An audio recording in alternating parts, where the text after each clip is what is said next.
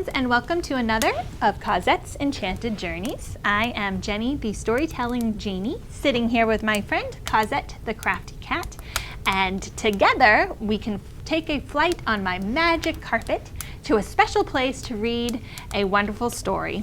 All thanks to my friend Cosette the cat, who shares a little bit of her magic with us to make it possible for us to travel out of this lamp and to have these wonderful adventures together. So I thank you for that, Cosette.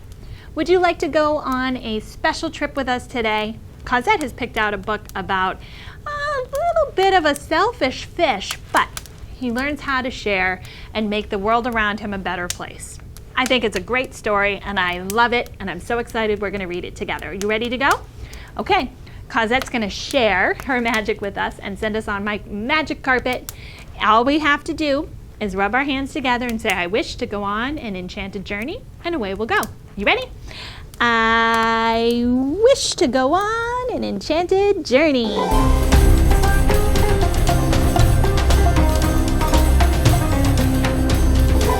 And here we are, ready for another story. This one is called The Rainbow Fish by Marcus Pfister. A long way out in the deep blue sea, there lived a fish. Not just an ordinary fish, but the most beautiful fish in the entire ocean. His scales were every shade of blue and green and purple, with sparkling silver scales among them. The other fish were amazed at his beauty. They called him Rainbow Fish. Come on, Rainbow Fish, they would call. Come and play with us. But the Rainbow Fish would just glide past, proud and silent, letting his scales shimmer. One day, a little blue fish followed after him. Rainbow Fish, he called, wait for me. Please give me one of your shiny scales. They are so wonderful, and you have so many. You want me to give you one of my special scales? Who do you think you are? Cried the Rainbow Fish. Get away from me. Shocked, the little blue fish swam away. He was so upset he told all his friends what had happened. From then on, no one would have anything to do with the rainbow fish. They turned away when he swam by. What good were the dazzling, shimmering scales with no one to admire them? Now he was the loneliest fish in the entire ocean. One day, he poured out all his troubles to the starfish. I really am beautiful. Why doesn't anybody like me? I can't answer that for you, said the starfish. But if you go beyond the coral reef to a deep cave, you will find the wise octopus. Maybe she can help you. The rainbow fish found the cave. It was very dark inside, and he couldn't see anything. Then, suddenly, two eyes caught him in their glare, and the octopus emerged from the darkness. I have been waiting for you, said the octopus with a deep voice. The waves have told me your story. This is my advice. Give a glittering scale to each of the other fish. You will no longer be the most beautiful fish in the sea, but you will discover how to be happy. I can't, the rainbow fish started to say, but the octopus had already disappeared into a dark cloud of ink. Give away my scales? My beautiful shining scales? Never! How could I ever be happy without them? Suddenly, he felt the light touch of a fin. The little blue fish was back. Rainbow Fish, please don't be angry. I just want one little scale. The rainbow fish wavered. Only one very small, shimmery scale, he thought. Well, maybe I wouldn't miss just one. Carefully, the rainbow fish pulled out the smallest scale and gave it to the little fish. Thank you very much, the little blue fish bubbled playfully as he tucked the shiny scale in among his blue ones. A rather peculiar feeling came over the rainbow fish. For a long time he watched the little blue fish swim back and forth with his new scale glittering in the water. The little blue fish whizzed through the ocean with his scale flashing, so it didn't take long before the rainbow fish was surrounded by the other fish. Everyone wanted a glittering scale. The rainbow fish shared his scales left and right, and the more he gave away, the more delighted he became. When the water around him filled with glimmering scales, he at last felt at home among the other fish. Finally, the rainbow fish had only one shining scale left. His most prized possessions had been given away, yet he was very happy. "Come on, Rainbow Fish," they called. "Come and play with us." "Here I come," said the Rainbow Fish, and happy as a splash, he swam off to join his friends. The end. I hope that you enjoyed the story of the Rainbow Fish and perhaps got a little lesson in there too. For me, I learned that when I have a lot and I give it to those around me, together we create something more fun, more spectacular, more beautiful that everyone can share. And it's a lot better and more fun to share with others than to have everything and be all alone. I have a fun activity today about a fish. How would you like to go with me and make an origami fish? You can make the little blue fish if you want. You could try to make a rainbow fish if you have some shiny paper, or you can make any color fish you want. We're gonna need some colorful paper, and that's pretty much it. We might have scissors cut it down a little bit to size, but I'm gonna put up a list of the things you'll need. And if you don't have fancy origami paper, don't worry. You can just use a regular piece of notebook paper just to get a little practice, and you can even color that in and make a fish of your own. You ready to go and try it with me? Let's go do it together. For today's activity, we're going to be making an origami fish. What is origami, you might ask? Well, it's the art of folding paper. Now, if you have special origami paper, you're already a step ahead, because origami paper is square. That means that the length and the width are the same measurements. Most paper that we have around the house, whether it's construction paper or notebook paper, has a long side and a shorter side. It's a rectangle, not a square.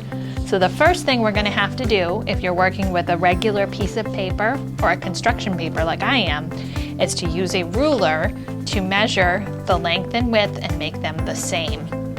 And then we'll be needing scissors to cut that out. So you might need a paper, a pencil, a ruler, and scissors. After that, I promise you won't need anything else unless you choose to add some decorations to your origami fish, like I will. So step one, when working with a regular paper like me, you're going to measure 14 centimeters long and 14 centimeters wide.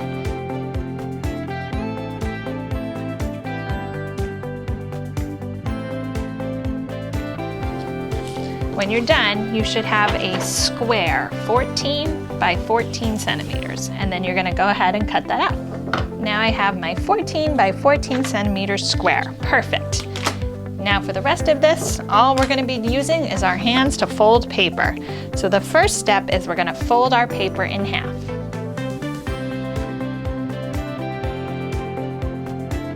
Make it nice and sharp so that when you open it up, you're going to be able to see your crease. And now you're going to fold it in half again. So you should see 4 equal quadrants from your creases. You can check, make sure that looks good. Then you're going to fold each edge in to make a triangle.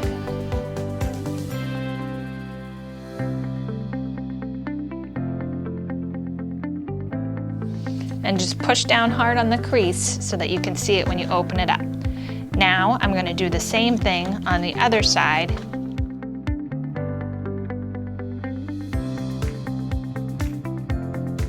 So now you've got your corners folded,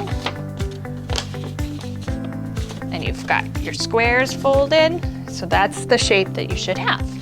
Now you're ready for your next step. For this next step, we're going to fold one row from the top down toward the center, and at the same time fold one row in from the edge. So it's going to make this triangle point at the top here, and that's going to stick out at the top. So you can watch how I do that. I'm going to push in just a little bit and hold it, and I'm pushing down. I'm going to go ahead and fold this down and fold this over. So that should make a triangle point at the top. It's okay if it's not exactly perfect. Mine's not exactly perfect here, but that's gonna work out okay. You'll see as it comes together. So this is the shape you should be left with. Again, you're folding this top piece down and this edge piece over toward the center of your paper, and you're gonna let it pop up at the top, just like that. Once you have that shape, you're gonna turn it over so it looks like a boat. Here's the bow of my boat. Woo woo!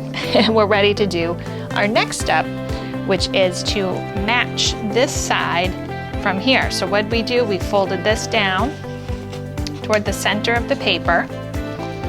And with that, this piece, which is that same corner, we made a triangle. So I'm gonna open it up here as I'm folding this down and in so that it wants to pop up and make this triangle. I'm gonna hold it up. Hopefully you can see what I'm doing here. I'm gonna fold this toward the center, and as this is coming to the center, I'm opening up this piece and pushing down so it makes this triangle and matches this piece here.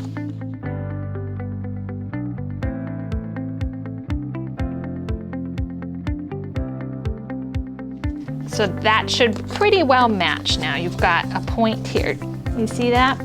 So I came down, this was my boat step. I came down and I opened up this triangle piece here and I allowed that to fold in so that it would match, just like that. If you get confused on any of these steps, you can ask an adult to go online together and look up simple origami shape making, simple origami fish, and you can find similar directions to do this. I hope you're able to follow along. For the next step, we're going to open the back end. We're gonna have our points facing down. We're gonna open this back end up to make this part open here. We're gonna fold it in to make two triangles on each side. So watch again. I'm gonna push right here in this corner with my finger and open this, and the same on this side as I fold this part over. So that's going to make two equal points. I'm gonna hold it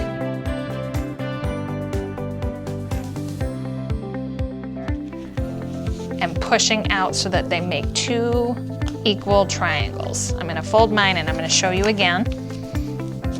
But this is the shape you're gonna end up with. It's kind of a mouth, and some points here. Could look kind of like a Pac-Man. Or if you were to turn it, it looks like a boat now. Woo! Okay, so here's what I did again. We were here with this step. I'm holding it down. I'm opening these two corners. I'm pushing them with my fingers and pulling this piece toward the center. So as it comes down, it's making a point over here and a point over here. And that's the shape that you should get. Kind of looks like a mushroom, a Pac-Man mouth, a boat, something like that. Once you've done that, you're now going to fold each of these corners in toward the center. So that's the first piece.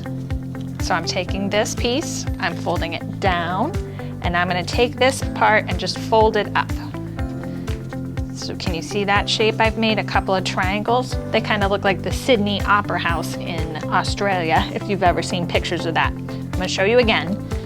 I'm taking from here, I'm folding this top corner of my mouth, or part of the boat, and I'm bringing it into the center, so it's touching here, like that. And then I'm taking this extra piece, and I'm just folding it straight up. So now I've got two triangle mountaintops. I'm gonna copy and do the same on this side. If you've done both sides, you end up with a shape that looks something like that. I hope you can start to see what we got going on here. We've got a body of a fish and a fin happening. So here's that step again, one more time. Take bottom corner and fold in, and pull that triangle down. Take top corner, fold in, and push that triangle up, so they should match. The next piece is to bring these corners in. So I'm gonna do that. I'm not gonna fold this one in like I did in the back, because this is gonna make my fins for my fish. So I'm just pulling that corner in, and I'm gonna do the same on this side. And this is what you're gonna end up with. This is where all our folds are. And again, I've used construction paper, so it's really thick. I gotta push really hard on all those creases. If you used a thinner piece of paper, it might not pop up as much. From here, if you want, you can add some glue to those corner pieces so that they stay nice and firm, or you could tape them.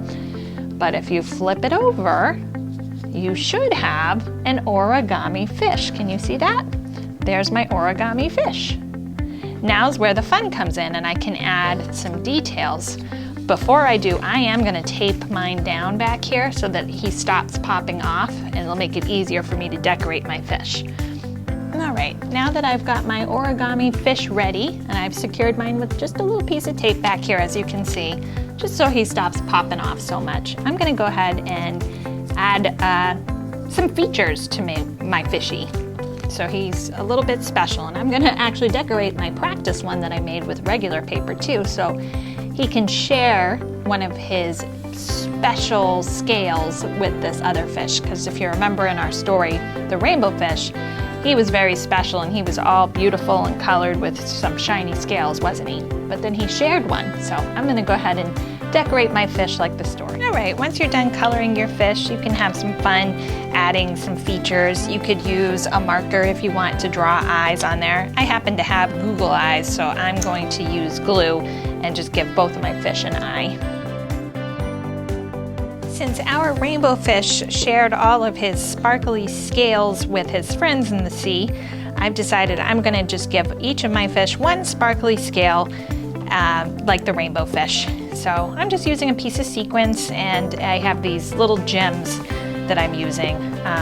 You see I'm using this. This is actually for painting, typically for scraping some of the paint. It's helping me with my glue. My glue is getting very low down there, and I don't want to use a whole lot, so I'm just using this as a tool to help me grab some glue.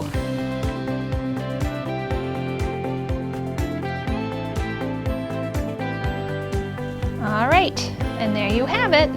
There's my rainbow fish with one special scale left, and here's one of his new friends in the ocean with his special scale, since he's now sharing.